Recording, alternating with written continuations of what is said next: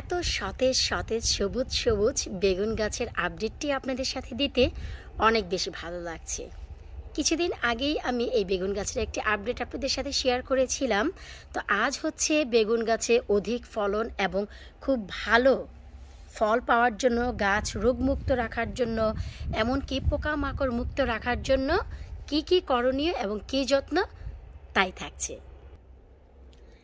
Hello everyone, আসসালামু আলাইকুম। কেমন আছেন আপনারা সবাই? আলহামদুলিল্লাহ আমি তো অনেক ভালো আছি, কিন্তু হেই ফিভারে আজকেও চোখে অনেক বেশি এফেক্ট করেছে।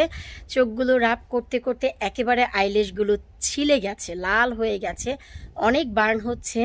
তবে এই যে কিছুক্ষণ আগেই আমার প্রিয় সৌরভ ভাইয়া এসে আমাকে এই জিনিসটি দিয়ে গেল, আর এটি হচ্ছে হেই ফিভার রিলিফ ওয়াইপস। চোখ যদি এটি দিয়ে ওয়াইপস করা হয় তাহলে অনেক উপকার হয়। ভাইয়া বলল ভাইয়ার নাকি উপকার হচ্ছে। তো আমি লাস্ট ইয়ার এটি ব্যবহার করেছি, কোনো কাজ করেনি। তো ভাইয়া যেহেতু কিছুক্ষণ আগে দিয়ে গেল, তো আমি ইউজ করেছি, দেখি যে কি হয়, আর কেনই ভাই হবে না। এই যে দেখুন, আধা ঘন্টা আগেই এত বড় গার্ডেন না, আসলে অনেক সময় কথা বলতে গিয়েও হাস্যকর হয়ে যায়। এত বড় গার্ডেনের ঘাসগুলো সব কাটলাম, আর ঘাসে হচ্ছে আমার অ্যালার্জি বেশি। পলিন যেহেতু এখন পলিনের সময়, আর এই ঘাস তো আমাকে একেবারেই মেরে ফেলে। তারপরে কি করব, বাচ্চা কাচ্চা খেলা করে, অনেক বড় বড় হয়ে যায় ঘাসগুলো। সেই হিসেবে আমাকে এই গার্ডেনের ঘাসগুলো বরাবরই ক্লিন রাখতে হয়। আমার স্কুল থেকে আসলেই আমি নাকি নিয়ে চলে আসে সরাসরি এই গার্ডেনে খেলার জন্য। তো এই জন্য ঘাসগুলো কাটার পর আমার আসলে এত বেশি খারাপ লাগছে। তারপরও ভাবলাম যে বেগুন গাছের এই যত্ন খুবই জরুরি। সবার কাছে কমপ্লেন যে বেগুন গাছ হওয়ার পর বেগুন গাছগুলো হলুদ হয়ে যায়, সবুজ থাকে না, গাছে কোনো ফল আসে না। আপনারা যদি সঠিক যত্ন দিতে পারেন, গাছের পাতা সম্পূর্ণরূপে 100% সবুজ থাকবে, মোটা তাজা থাকবে এবং ভালো ফল হবে।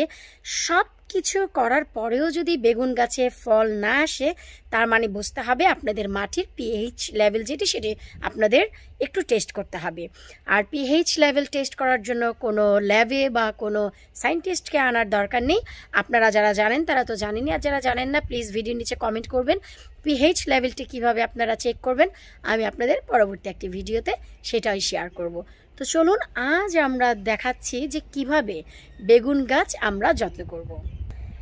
এই হচ্ছে আমার বেগুন গাছ, আশা করি আপনাদের মনে আছে। আলহামদুলিল্লাহ, গাছের পাতাগুলো দেখুন, এতেই বুঝতে পারবেন যে কত বেশি সতেজ আছে। এই সেই আমার ছোট ছোট পটে সবুজ বেগুনগুলো, যাকে ভাঙর বেগুন বলা হয়, যেটা হচ্ছে স্ট্রাইপ বেগুন। এই যে দেখুন, একটি পাতাতেও কিন্তু কোনো প্রকারের পোকামাকড় আসেনি। এখানে আমি ম্যাজিক কীটনাশক এবং ম্যাজিক কীটনাশক পার্ট 2 ব্যবহার করেছি। যারা আমার ভিডিওটি আজকে নতুন দেখছেন, প্লিজ আপনারা ভিডিওটি সবার সাথে শেয়ার করবেন, এতে করে যারা নতুন তারাও দেখার এবং জানার এবং শেখার সুযোগ পাবে। আর যারা অলরেডি আমার চ্যানেলটি সাবস্ক্রাইব করেছেন তাদেরকে অসংখ্য ধন্যবাদ। তো যাই হোক, যারা ভিডিওটি দেখেননি ম্যাজিক কীটনাশক পার্ট 1 এবং ম্যাজিক কীটনাশক পার্ট 2 একবার দেখে আসবেন, যা ব্যবহার করে গাছের পাতাগুলো এত বেশি সতেজ আছে। তো এই যে দেখুন, এখন আমাকে যে কাজ করতে হবে, গাছের যত্ন করতে হবে। ফার্স্ট অফ অল গাছের ছাঁটাই বাছাই করতে হবে, নিচের দিকের যে পাতাগুলো আছে বড় বড়, তা ক্লিন করে দিতে হবে। এই যে দেখুন, আমার এই যে পট, এই পটে কিন্তু 3টি বেগুন গাছ যথেষ্ট ছিল, কিন্তু আমি এখানে 4টি বেগুন গাছ দিয়েছি। আসলে কি করব, এত বেশি বেগুনের চারা। এই যে যেমন দেখুন 14 ইঞ্চির পটে 2টি বেগুন গাছ যথেষ্ট, কিন্তু আমি 3টি দিয়েছি। আসলে কিছু করার নেই, 2টি দিলে ফল আপনারা 100% পাবেন, 3টি দিলে একটু কম পাবেন। কিন্তু আসলে আমি কি করব, আমার একটি পাশ পুরোই বেগুনের জন্য রেখেছি। শুধু তো বেগুন চাষ করব না, আরও হাজারো সবজির চাষ আমরা করি। আর সব থেকে বড় যে সমস্যা গার্ডেনের, এই যে দেখুন এত বড় গার্ডেনের সাইডে আমি কোনো কিছুই রাখতে পারি না আমার আমেনার জন্য। আমি যাই করি একটি কর্নার ধরে করি, এতে করে দেখা যায় যে আমার সব কিছু হয়ে যায় এবং আমার বাচ্চাদের খেলাধুলাটিও একেবারে অক্ষুণ্ণ থাকে। তো এটাই হচ্ছে রিজন যে আমার যেই স্ল্যাবগুলো আছে সেই স্ল্যাবগুলোই ব্যবহার করছি। আর একটি পটে আমি বেশি করে বেগুনের গাছ দিয়েছি। যতটা ফল আসে, আশা তো রাখবো ইনশাল্লাহ অনেক ভালো ফল আসবে। তো এখন আমাদের ফার্স্ট যে কাজ, তা হচ্ছে আমাদের 2টি কাজ, যা হচ্ছে বেগুন গাছকে সফলতা দিবে। প্রথম হচ্ছে এই যে নিচের দিকে যে এক্সেস আপনাদের শাখা প্রশাখা বের হচ্ছে সেগুলোকে কেটে দিতে হবে এবং বড় বড় যে পাতাগুলো তা ছাঁটাই করতে হবে আজকে। এই যে দেখুন আমি একটি শাখা কিন্তু কেটে দিয়েছি, এই যে দেখুন। আর হচ্ছে এই যে বড় যে পাতাগুলো তা কেটে দিব, কারণ নিচের দিকে আলো বাতাস খুবই দরকার গাছের জন্য। এই যে দেখুন, আর নিচের দিকে শাখা প্রশাখা বাড়লে উপরের দিক থেকে খুব বেশি ফল দেয় না। তো এই যে দেখুন আমি গাছের জিনিসটি যখনই কমিয়ে দিলাম, এই যে দেখুন আমি এই বড় পাতাটিকেও কেটে নিচ্ছি। আপনারা একটু লক্ষ্য করুন, এই যে দেখুন বড় যে পাতা তা আমি কেটে নিচ্ছি, এই যে দেখুন। এই যে এখন এই ছোট পাতাগুলো অনেক দারুণভাবে বাড়বে এবং উপরের দিকে বাড়বে যখন আমরা এই গাছের 1G কাটিং করতে পারবো। কোনো প্রকারের পোকামাকড় কোনো কিছুই আপনারা দেখতে পাবেন না। আর একটি দুটি পোকামাকড় যা দেখবেন, পোকামাকড় বেগুন গাছ এবং মরিচ গাছের সাথে একে অপরের সাথে জড়িত থাকে, এরা থাকবেই। তো এগুলোকে দূর করার জন্য হচ্ছে আমাদের কীটনাশক। এই যে এখন হচ্ছে নিচের দিক থেকে যে হাওয়া বাতাস পাবে তা গাছের জন্য খুবই জরুরি। এই যে দেখুন আমি প্রত্যেকটি গাছ কিন্তু সুন্দর করে ছাঁটাই বাছাই করে দিয়েছি। এখন কিন্তু প্রতিটি গাছের সামনের দিকটি একেবারেই ফাঁকা হয়ে গেছে, আলো বাতাস এসব নিয়ে আর কোনো সমস্যা নেই। একটি গাছের জন্য মোস্ট যে ইম্পর্টেন্ট তা হচ্ছে আলো এবং বাতাস। আলো বাতাস ঠিক থাকলে যে কোনো গাছ দারুণভাবে বাড়তে পারে। আজ আমি সবুজ বেগুন এবং কালো বেগুন দুটি বেগুনেরই সমানভাবে যত্ন নিচ্ছি। আর এই যে নিশ্চয়ই মনে আছে, এই সেই পট যেখানে আমি পুঁই শাক লাগিয়েছিলাম এবং পুঁই শাকের পটে দুটি পাশে আমি দুটি গাছ দিয়েছিলাম। এই যে দেখুন সেই গাছগুলো এখন এই বেগুন গাছের ভবিষ্যতের জন্য এই যে পুঁই শাক, এই যে এই পাশ থেকে একটি আর এই পাশ থেকে একটি, দুটি পুঁই শাক আমি তুলে দিব, তুলে মাঝখানেরটি আমি রেখে দিব। আমি তাও আপনাদের সাথে শেয়ার করব। এখন আমাদের প্রথম কাজ হয়ে গেছে ছাঁটাই বাছাই। আর ছাঁটাই বাছাই ভাই আমি যে কতটা এক্সপার্ট তা সবাই জানে, কেটে খেটে একেবারে আমি দণ্ডবণ্ড করে ফেলি। যাই হোক, এখন আমাদের সেকেন্ড কি কাজ? আমাদের সেকেন্ড কাজ হচ্ছে যে কোনো একটি জিনিস নিয়ে, শার্প হোক বা একটি লাঠি গুটি হোক, আমাদের এই যে মাটিগুলো আলতো করে দিতে হবে। এতে করে যে এয়ার ক্রিয়েশন হবে, যে এয়ার সার্কুলেশনটি যে হবে খুবই ভালোভাবে গাছের যে রুট তার ডেভেলপমেন্টে অনেক বেশি সহায়ক হবে। আর যদি গাছে কোনো ফাঙ্গাল ধরে থাকে তা ডিস্ট্রয় হয়ে যাবে। যে কোনো জিনিস কিন্তু ধীরে ধীরে বাসা বাঁধে, তারপরে কিন্তু সেটা পার্মানেন্ট হয়। যদি দেখা গেল এখন কোনো ফাঙ্গাল থাকে তাহলে কিন্তু এটা অলরেডি ডিস্ট্রয় হয়ে গেল। প্রত্যেকটি গাছের টব আমাদের ঠিক এইভাবেই একটু করে আলতো করে দিতে হবে মাটিগুলোকে, এয়ার সার্কুলেশনের জন্য। সার্কুলেশন কি বলতে যে কি বলি, আসলে এই ফিবারে আমার মাথাই নষ্ট হয়ে গেছে। যাই হোক ভাই, এই এয়ার সার্কুলেশন খুব দরকার গাছের জন্য। প্রত্যেকটি টবে আমাদের এখন এই কাজ করতে হবে। এই যে মাটিগুলো আলতো করে দেওয়ার পর এখন আমরা কি করব? প্লিজ আপনাদের সবার কাছে রিকোয়েস্ট, ভিডিওটি শুরু থেকে শেষ পর্যন্ত না টেনে আপনারা দেখার চেষ্টা করবেন। এতে করে আপনারা বুঝতে পারবেন একটি ভালো গাছের জন্য কি যত্নের প্রয়োজন।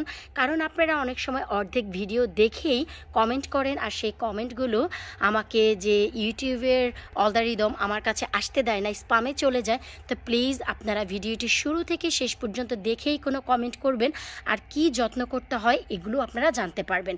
অর্ধেক ভিডিও দেখলে কখনোই বুঝবেন না যে পরবর্তী স্টেপটি কি। কারণ বেগুন গাছের পেস্টিসাইড এবং স্টিকি প্যাড ছাড়াও যে আমরা দারুণ মানের বেগুন বানাতে পারি, এই ভিডিওতে আপনারা তাই জানতে পারবেন এবং এন্ড সামার পর্যন্ত তাই দেখতে পাবেন। এখন হচ্ছে আমাদের দিতে হবে পানি। এখন বলতে পারেন যে ভিডিওটি দেখার কি আছে, পানি তো আমরা সবাই দিব। জি হ্যাঁ, কারণ আমাদের পরবর্তী যে কাজ তা হচ্ছে পানি দেওয়ার পর। আর পানিটি এভাবে শাওয়ার করতে হবে, যদি ভুল করেও কোনো প্রকারের পোকামাকড় এসে থাকে এই পাতায় সব চলে যাবে। পানির শাওয়ারে পোকামাকড়ের বাপ তো দূরের কথা, পোকামাকড় তো দূরের কথা, ওদের বাপও থাকতে পারবে না। তো ঠিক এভাবেই দিতে হবে। তাছাড়া আজকে বিকেলেই আমি এই পুঁই শাকগুলোর দুটি তুলে ফেলবো। আর এই সেই পুঁই শাক যা হচ্ছে আমি কিনে এনে তারপর রুটিং করে লাগিয়েছিলাম। পানি দেওয়া হয়ে গেলে এখন হচ্ছে আমাদের ফাইনাল কাজ। আর সেটি কি?